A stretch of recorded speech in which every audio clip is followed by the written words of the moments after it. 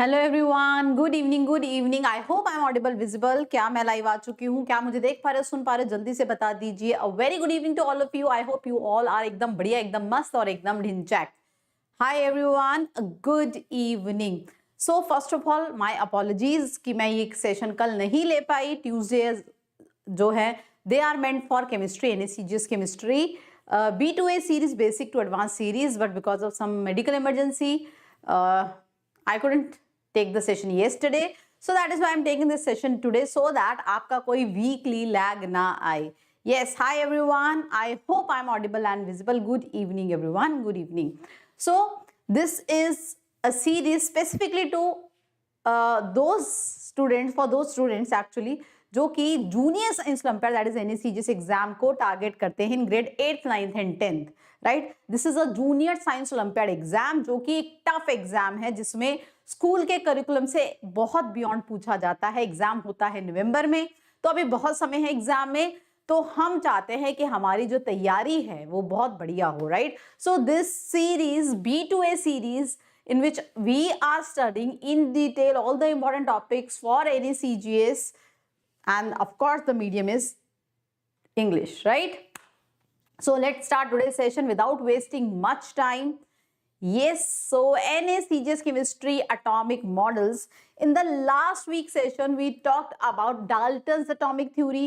We talked about cathode ray experiment which led to the discovery of the first fundamental particles in an atom, that is electron.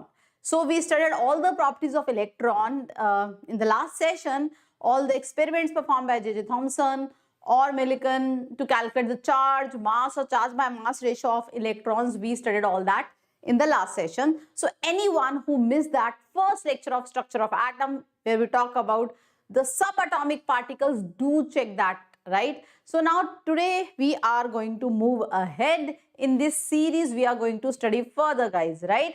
So as I told you in the last class, already electrons, the negatively charged particles, were discovered inside an atom, and we know atom as a whole is a neutral entity, neutral species, right? Yes.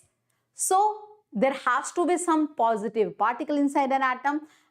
That struck Goldstein, a famous scientist. He repeated the exactly same experiment. You can see here there is a glass tube, that is a discharge tube, cathode ray tube. There are two electrodes there, right?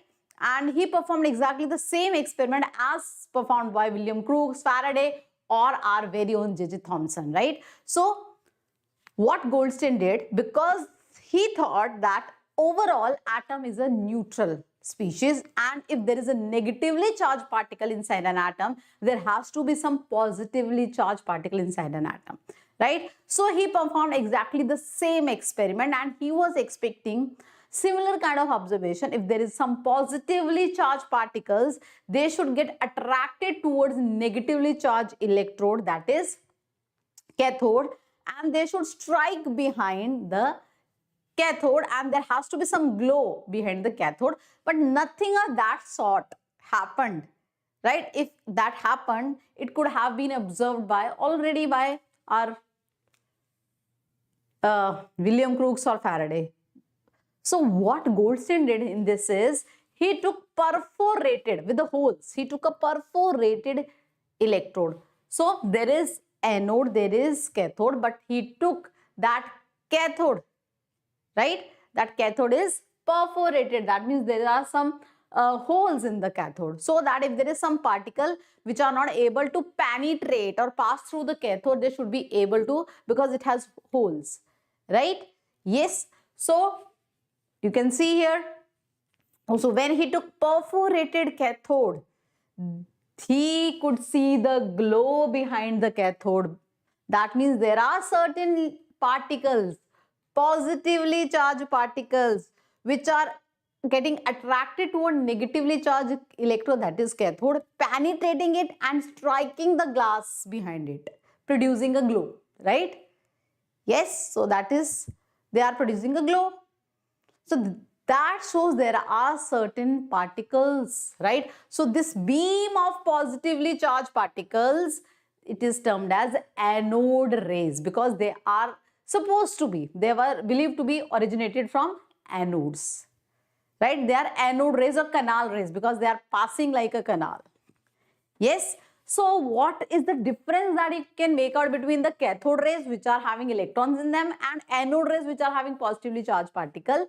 So anode rays particles, they just cannot penetrate or pass through cathode. We need to take a perforated cathode. That means the anode rays, they don't have that much penetrating power as we have in case of cathode rays, right? So this is the main striking difference between the two particles, and because they have positive charge, they get attracted towards electric or magnetic field, they travel in a straight line, right? They don't have that much penetrating power. So all the properties of the anode rays were, you know,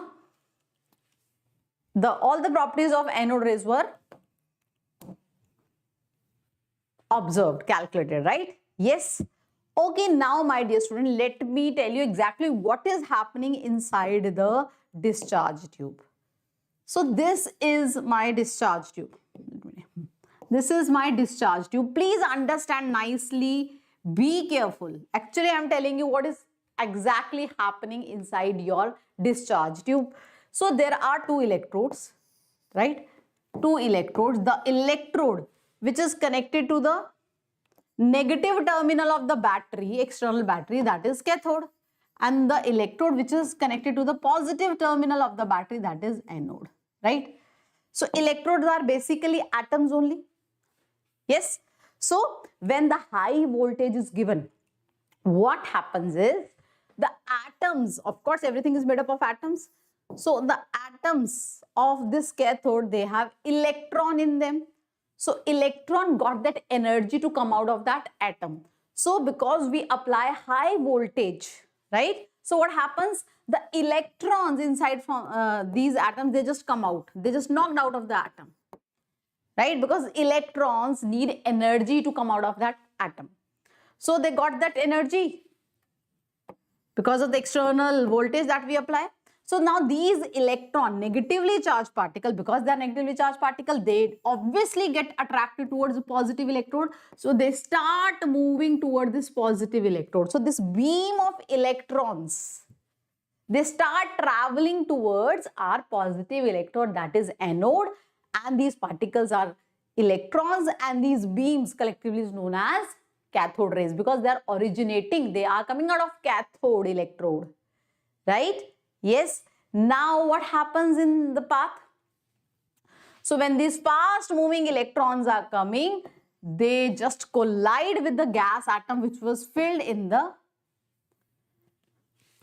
cathode ray tube. In discharge tube, we have some gas at a very low pressure. So these fast moving electrons, they just hit those gas atoms, and the gas atoms will come out. The gas atom also has electrons. So the electrons, because they got energy by collision of those incoming electrons, they come out of the atom, right? Now, because electrons just come out of the atom, we have the positively charged particle left, right? So negatively charged particle, they just come out, and we have a positive part left behind. So now this positive part will get attracted towards negative electrode. So these positive particles, which are the remaining particles, they start flowing towards our negative electrode, that is cathode. So these positive particles, they are bigger in size, right? So that is why they just cannot pass through the cathode and strike behind. So that is why we took perforated cathode, right? So this positively charged particle, the rays consisting of this positively charged particle, that is known as anode rays or canal rays, right? So now if these are hydrogen atoms, suppose this is hydrogen atom, right? Hydrogen atoms are there. Now when the incoming electron hits, this electron will come out. Hydrogen will lose its electron. What is left behind? H positive. Overall it is a neutral, one negative, one positive. If one electron comes out, what is left behind? H positive is left behind. This is known as proton. So if we take the lightest gas, right, if these green atoms, they are of hydrogen atoms, so after the removal of electrons, we have H positive which is termed as proton, right? Yes, depending upon which gas we filled in this discharge tube, the mass of this positively charged ion varies, because not all gases have same mass. Helium atoms, they are heavier than hydrogen atom, right? And argon, neon, they all gases have different atomic masses, right? So that is why, please keep in mind, the charge by mass ratio of these positive particle is different for different gases. I hope you remember, electron is a fundamental particle. Electron is present inside every atom with the same charge, with the same mass. But these positively charged particles, they are the residual particles of gas atom after losing electron, and different gases have different atomic masses. So these positive particle, anoded particle, their E by M ratio, yes, is different for different gases. This is the main striking difference. And if we take that gas as hydrogen and we have H positive, which is known as proton, that is the lightest gas, hydrogen, right guys?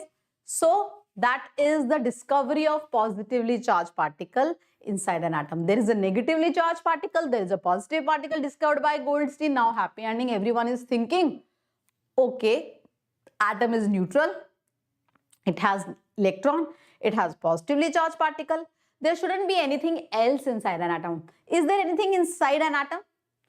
Any other subatomic particle?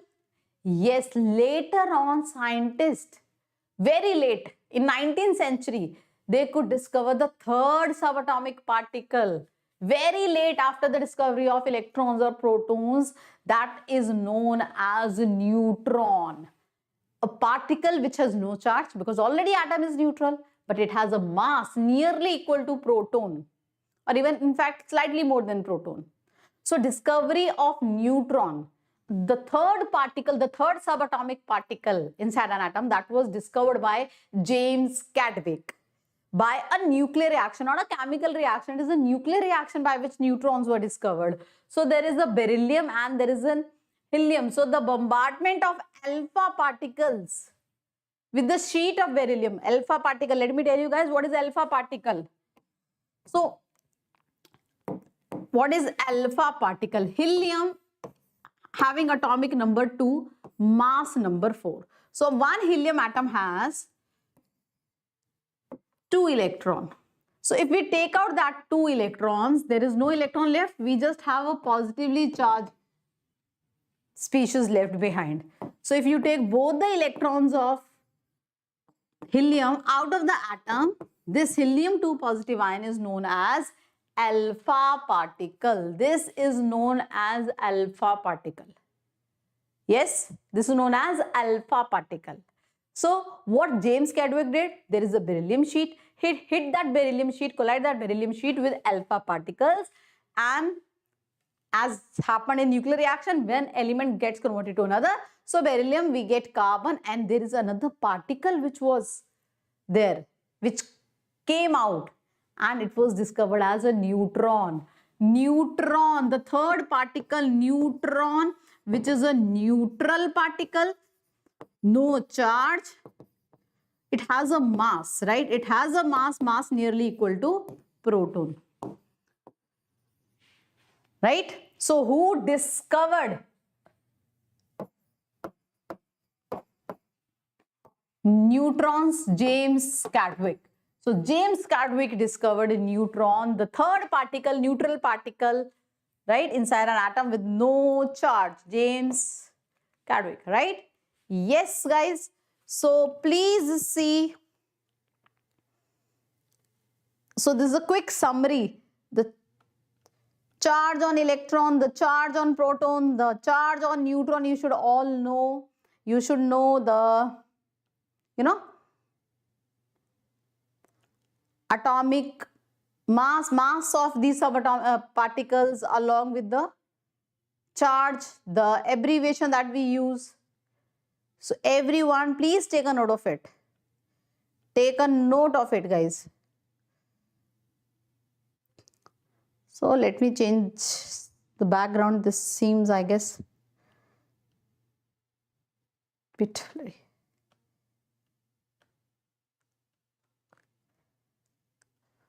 Right? So let me just give me a second, guys. Let me refresh it. I hope it is not clearly visible. That's why I just changed the back. Yes. So electron mass is 9.1 into 10 to the minus 31 kg. Charge is unit negative charge, which is equal to minus 1.6 into 10 to the minus 19 coulomb. Coulomb is the SI unit of charge. ESU is the CGS unit, that is electrostatic unit of charge. So you can see the mass of proton, the mass of proton, the mass of neutron, they are nearly same, guys. Proton and neutron. Proton is H positive. They have nearly the same mass. You can check out the values. You should know the values. But as you see the digits after decimal place, you will realize that neutron is slightly heavier than proton, right? And of course, the charge on electron and proton is equal in magnitude but opposite. And of course, neutron is a neutral particle. Yo? Yes? So guys, we have electron, we have proton, we have neutron. Electron was discovered by the electrons were discovered by J.J. Thomson, protons were by Goldstein, and neutrons by James Chadwick. Got it, guys? So you should know their charge, their mass, who discovered them, everything you should know about these particles which are present inside an atom. Dalton believed that atom is indivisible. But all these experiments prove that your atom has subatomic particles, electron, proton, neutrons, they are all there, right? Yes? Got it, guys? Yes or no? Perfecto?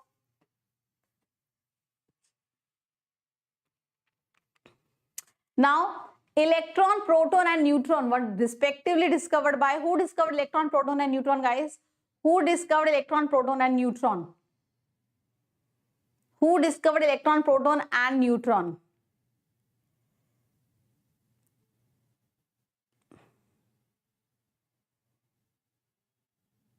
What should be the answer? Electron discovered by J.J. Thomson.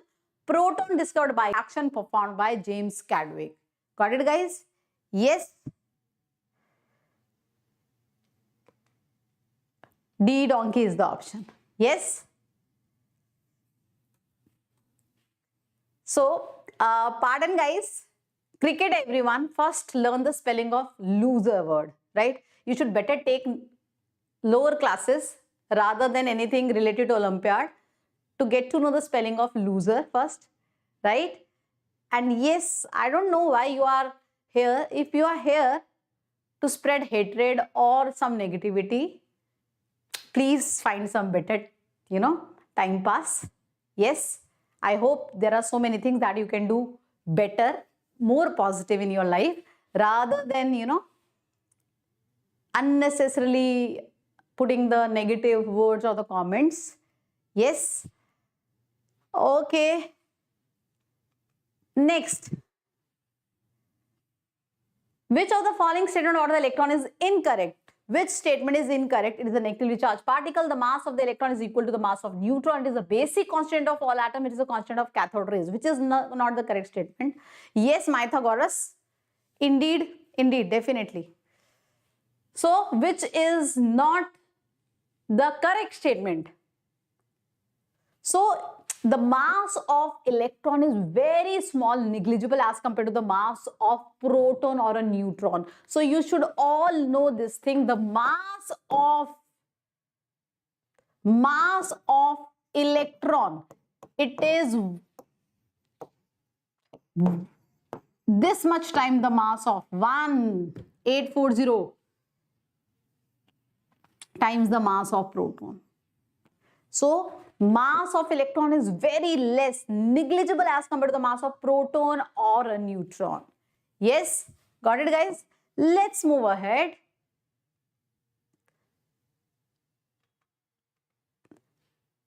The E by M value. The E by M value of proton. So charge by mass ratio of proton. So E by M ratio, we can also call it specific charge, right? So E by M ratio, charge by mass ratio.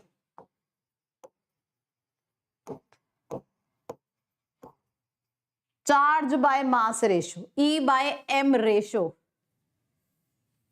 So charge on electron is we just take the magnitude, guys, right? Proton, 1.6 into 10 raised to power minus 19 coulomb. The mass, 1.6 into 10 raised to power minus 27 kg, right? So this is coulomb per kg. The unit of specific charge or charge by mass ratio is this. So what is it? Is it equal to E by M ratio of electron, more than, less than? See, magnitude of charge is same in both electron and proton, but the mass of proton is more than that of electron. Yes, that is my E by M ratio of proton will come out to be less than E by M ratio of electron, because proton has more mass as compared to electron. Got it, guys? Next, find the ratio of E by M value of proton to alpha particle. So this is a homework question. You can write your answer in the comment section. Let's move ahead on the other topic. Let me tell you, in JEE Mains, in NEET, there is a PYQ, previously asked question in JEE Mains and NEET. So they give you these: electron, proton, neutron and alpha particle, right? And you were asked to arrange them according to their increasing or decreasing E by M value. Electron, proton, neutron and alpha particles, you are supposed to tell in which order increasing or decreasing their E by M, charge by mass ratio is. Got it? Yes. So this is a homework question for all of you. I just told you one JEE Mains or NEET question also. See guys, I always say, if you are in class 8th, 9th and 10th and you are very clear that you are going to target exam like JEE or NEET, you want to get a single digit, double digit rank, top ranks in these exams. JEE Mains result just out and we got our, topper, Daksh. I hope he's a very well-known person, already a gold medalist in International Astronomy Olympiad, and he has been Olympiad aspirant and he is the topper, getting 99.99 percentile in JEE Mains first attempt, right? So he started his journey with Olympiads only, Daksh. So I always say, guys, if you want to give yourself the best foundation, if you are going to target JEE and NEET, that is very sure. Most of the students in class 8th, 9th and 10th, they are very clear that whether they are going to go for JEE or NEET, what is their target. If you guys already decided that you will be targeting JEE or NEET top ranks, then trust me guys, this NSEJS Junior Science Olympiad is the best foundation that you can give to yourself. I am telling you, result is yet awaited for JEE Advanced or NEET, right? We are having just the first, we did the first attempt just now.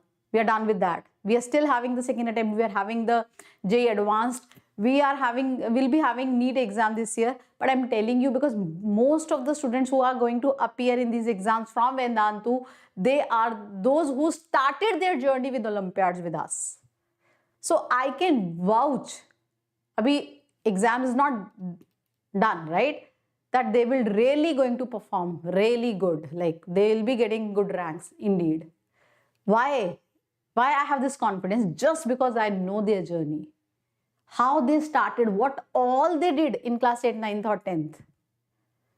That makes their transition to JEE or NEET journey more smooth, more, enjoyable, with a better output. Got it? So this is Junior Science Olympiad. Yes, Shaurya. So Pythagoras, this is the irony. This is the irony. What is the irony? That most of the students in India, they are not aware of Junior Science Olympiad.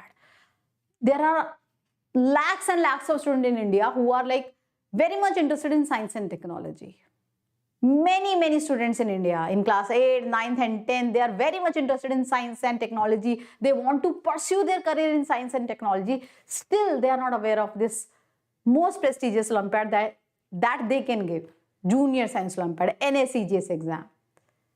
Yes, most of them are aware of NSO, National SOF NSO, because their school participates in that Olympiad, private Olympiad. But the main Olympiad, the toughest Olympiad, they are still not aware of, many students.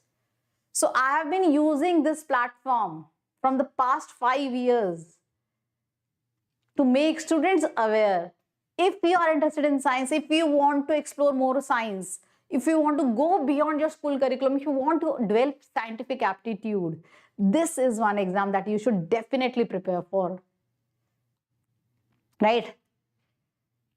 Yes, Ganges Khan, you can, right? That is going to help you only. So this is a homework question, guys. Now we have our subatomic particles, electron, proton, neutrons discovered. Now the next thing is atomic models. How these particles are arranged inside an atom, how atoms look like, right? Most of you still, whenever I talk or anyone talks about atom, you have that image in your mind, like round like a ball, like a sphere, right? This is the very first image that we got when somebody says atom. Does atom look like the way we imagine it, or is it something different? Yes. So how these electron, protons, neutrons, they are arranged inside an atom. So we have various scientists here, those who gave various atomic models, the arrangement of these subatomic particles inside an atom, and we are going to study them one by one, and later on ending up with the final atomic model, right? That will tell us how the electron, proton, neutron, or how atom looks like, right? So we have John Dalton who talks about atom. Then we have Thomson who discovered electron, right? So Thomson, the credit of discovery of electron goes to Thomson. So as soon as Thomson discovered, right? As soon as Thomson discovered electron, he gave the first atomic model, the plum pudding model, the watermelon model. As we discussed in the last class also, according to Thomson, atoms look like a watermelon. The red part of the watermelon is a positively charged sphere, and the seeds of watermelon, they are just like the electrons, right? So your atoms look like a watermelon, the red part indicating the positive part of the atom, the sphere, because he was so very eager to give the atomic model. He didn't wait for the discovery of protons or other fundamental particles inside an atom, right? So there is this atom, positively charged sphere, and electrons are embedded in just like the seeds in the watermelon. So this is Thomson's atomic model, plum pudding model, watermelon model, whatever you can call it, or in today's world you can also call it a choco chip model, as I always say. So the cookie is like the positive part, the choco chip on that is like the electrons, right? Yes. So this model given by Thomson is just a very abrupt model. It is just good for one thing, that it proves that atom is a neutral. There is a positive charge, there is a negative charge. So overall the atom is neutral. The neutrality of atom is considered in this model, nothing else. There is no practical or the experimental base to this model. There is no, no experiment he did to prove that this is the model. Yes. So watermelon model, plum pudding model. So because it is only good about the neutrality of atom, soon there was an experiment, a famous experiment done by Rutherford, which proved atom doesn't look like a watermelon.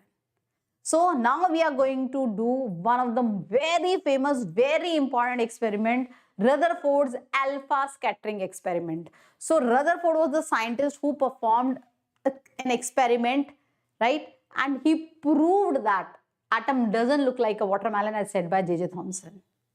Yes? Got it? So Rutherford's alpha scattering experiment.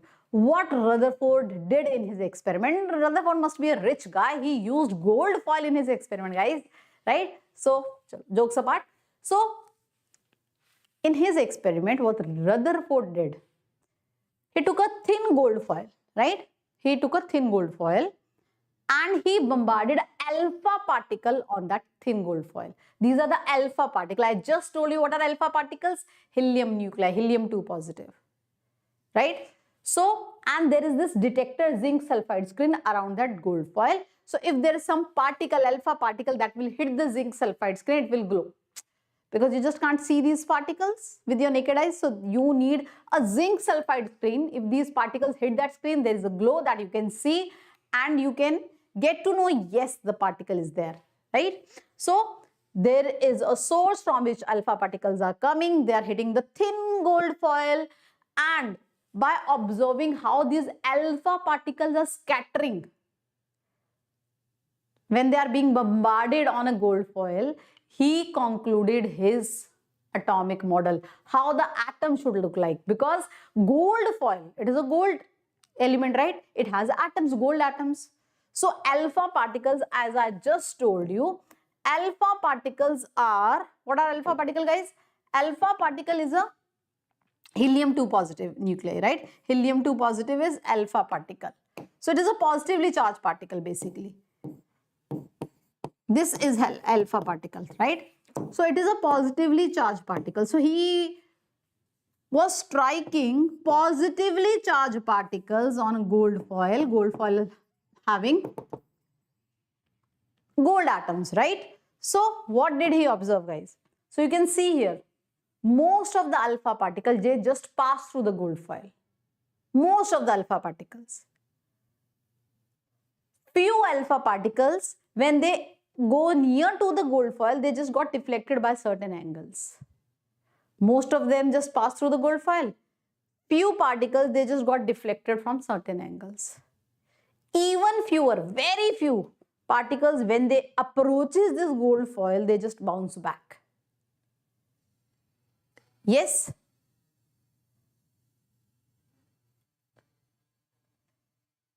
Glow is like, you can see the glow, na? Green spotting on the screen, right? Got it, guys? So what happened is, alpha particle, most of the alpha particle, they just pass through the gold foil. Very few, they just got deflected when they approaches the gold foil, that they just got deflected by certain angles, and 1 out of, you can say, like 20,000 would just bounce back approaching the gold foil. So on the basis of these observations, what our Rutherford concluded? What did he conclude on the basis of his observation? Right? What did he conclude, guys?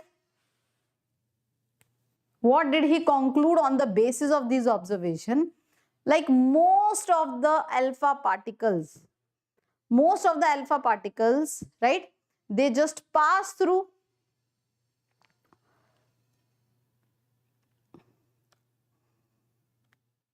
That means most of the space in an atom is empty. Very good, because nobody is stopping them. They are just passing through. That means most of the space in an atom is empty. Got it? Most of the space in an atom is empty. So as most of the alpha particles are passing through the gold foil, most of the space in an atom is empty. Now, few alpha particles, they just got deflected by certain angles. As I just told you, alpha particles, right? Alpha particles are positively charged particles. So when they will feel repulsion, they will move back. They got deflected. That means there is something inside gold atoms that is positively charged. So those alpha particles which are coming in contact or near to that positively charged entity inside an atom, they feel the repulsion between the opposite charges, and they just got deflected. And because the number of alpha particles deflecting is very small as compared to the number of alpha particle passing through the foil, that means that positive charge inside the gold atom is occupying a very small region. Yes, that means most of the space in an atom is empty, but in an atom there is a positively charged region. So those alpha particles which comes near to that positively charged particle, they feel the repulsion because opposite charges repel each other, so they get deflected. And those alpha particles which comes in direct contact, face to face to this positive center, they just got bounced back. They feel the strong repulsion and they just kind of bounce back. Right? As very, very few are bouncing back, that means the positively charged region is very small. So very less number of particles are coming in direct contact of that positively charged region. Yes. So on the basis of this, our atom by Rutherford is concluded, right? So according to Rutherford, in an atom, most of the space is empty. In an atom, most of the space is empty. And this is an atom, most of the space is empty. And at the center of atom, there is a positively charged region where all the positive charge, all the mass of atom is concentrated. So this big atom, there is a small region at the center which has all the positive charge. The protons, the positive particles, the neutrons, the heavy particles, they all are sitting here. So this has positive charge, right? And he called that center as nucleus. So nucleus is the term which was given by Rutherford. So at the center of the atom, there is a positively charged dense region which has all the mass of the atom, that is known as nucleus. And the particles present inside this nucleus are known as nucleons. Nucleons means neutrons and protons. They both have mass. The mass of electron is very less as compared to the mass of neutrons or protons. So the neutrons and protons, they are inside this nucleus. And where is electron? Electron is revolving around this nucleus like the planets revolving around the sun.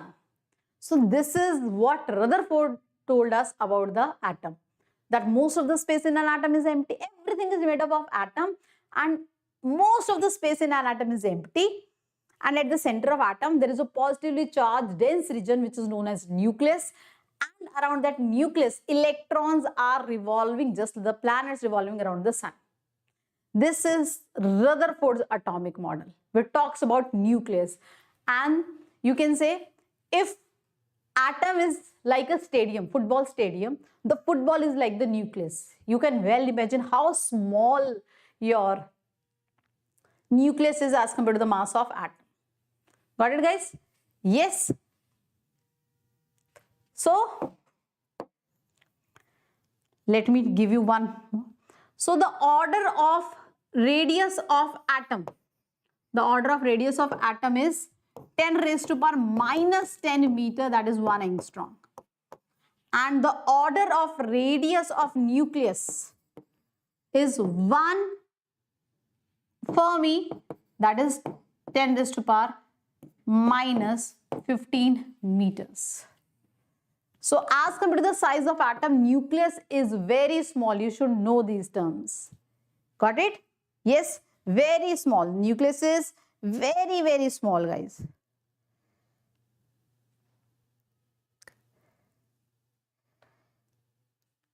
Perfecto? This is Rutherford's atomic model. He explained how the atom looks like. Yups. Got it? Yes.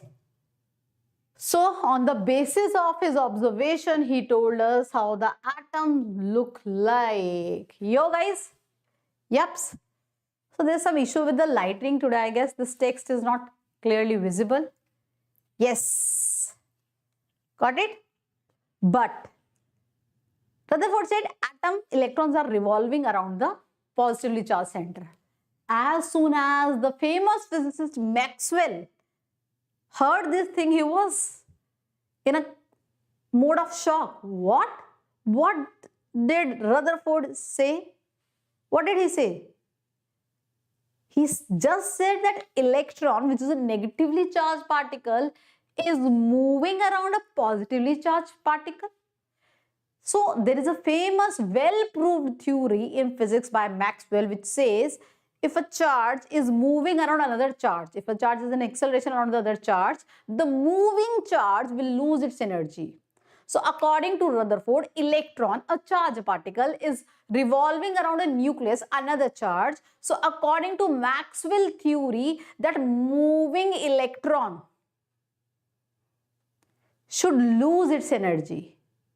So the electron is moving around the nucleus and it should lose its energy, right? The moving electron should lose its energy in the form of radiation. So let's see. So there is this positive center and the electron is revolving. So if this electron is moving around this positive center, so ultimately because electron is losing its energy. Ultimately it will lose all its energy, it will fall into the nucleus and the atom should collapse. Finish. So Maxwell thought, what is he saying? Whatever he is saying, according to that, atom cannot be stable. It should collapse within few nanoseconds. Right?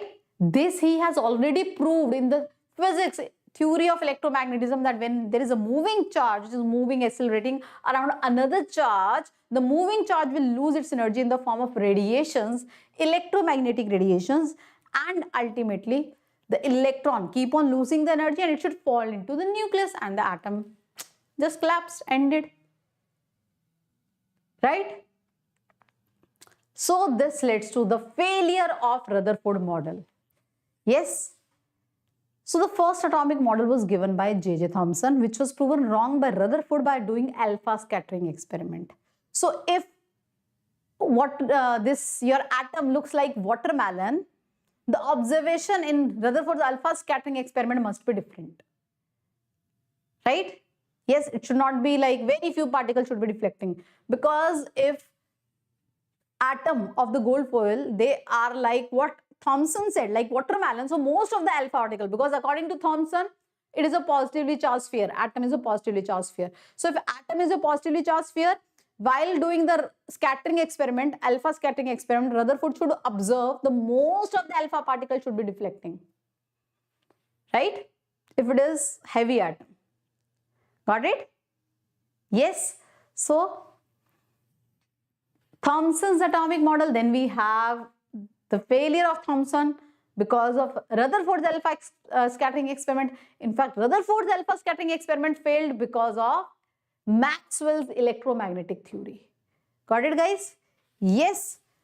So that's all for today, guys. We'll move ahead. What is the next model? Because Rutherford model also proven wrong by Maxwell. What is the next model? What is next in the story, right? So NSEJS prime batch, we have launched NSEJS prime batch for all those students who want to crack NSEJS 2025. So guys, in this batch, we have live session, regular test, mentorship, assignment, everything, content. All is given by us. All will provide you the full complete guidance in the batch so that you can crack this exam, which is very, very tough exam to crack on your own at a young age of class 8, 9th and 10th, right? So guys, the link is there in the description box. You can buy this batch at 6,999 by using the code NPRPRO. And if you have already appeared in NSEJS 2024, you can avail the scholarship on the basis of your NSEJS 2024 score if you are also going to give NSEJS 2025. So 100% scholarship, guys, 100% scholarship to those who scored above 60. 60% scholarship to those who scored above 45, right? And 40% scholarship to those who scored above 30. So to avail the scholarship on the basis of your NSEJS 2024 score, you are supposed to fill the Google form given in the description box. Yes. And guys, if you are junior science Olympiad aspirant, right? And you want any kind of guidance, mentorship, any help if you want in this journey, so you can contact me on my Telegram ID. This is my Telegram ID. You can contact me. And there is a Telegram group also for the NSEJS cult, because in that there are so many students who are there in that group who are NSEJS aspirant just like you. So be a part of that group, so that Vedantu's NSEJS Telegram group link is also given in the description box. Do not forget to join that link, right? So this is my Telegram ID, guys. This is my Telegram ID. For any kind of guidance, you can contact me, right? On this Telegram ID. This is my Telegram ID. You can contact me for any kind of guidance on this. Got it, guys? Yes, that's all for today. So another session on the story of atom, how the atom, the atomic model comes up, how atom look like. We are studying that. How the journey of atom started with John Dalton and how it is moving ahead.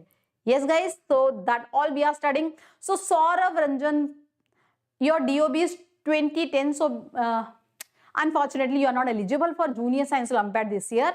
But definitely, Saurav, you are eligible for any Senior Science Olympiad. whatever you are interested in, physics, chemistry, biology, astronomy, so you'll be eligible in all those Olympiads, right? So make sure as per your interest, you can participate in the respective Olympiad exam. Got it, guys? All 2011 and 12 bond. Listen. Do not miss the chance. Every student gets just 2 years for eligibility of this exam. So if you are 2011 or 12 born and going to be in class 8th, 9th or 10th, my dear students, you are eligible for Junior Science Olympiad this year. And if you are science lover, please do not miss this exam, because this is one of the most beautiful exam that you are going to give. Yes. Bye. Take care. God bless you all. पढ़ते रहो, बढ़ते रहो, मचाते रहो, देश को gold जिताते रहो. Keep learning, keep growing, guys. Bye. Take care.